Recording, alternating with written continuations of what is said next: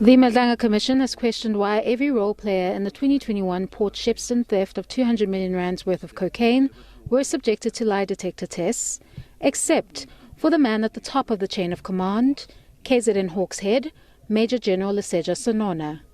In my opinion, Commissioner, indeed, he was supposed to be exposed to the process as he played an active role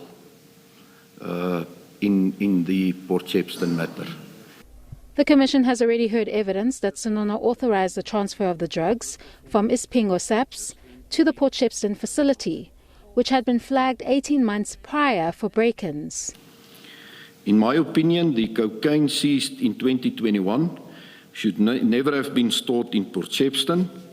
The crime scene management failings compromised the integrity of the investigation, and the subsequent theft of the cocaine was severely compromised our ability to find the traffickers.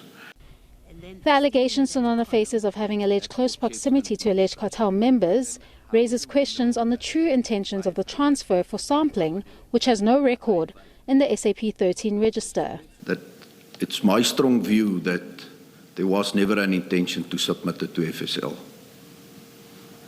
And that's why I'm reflecting now on all the other cases where predominantly the crime scenes were dealt with correctly and the exhibits found its way into an SAP 13, remained in an SAP 13 at the police station.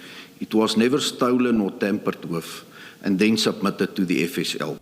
The hearings continue. Kani Mapanga, SABC News, Pretoria.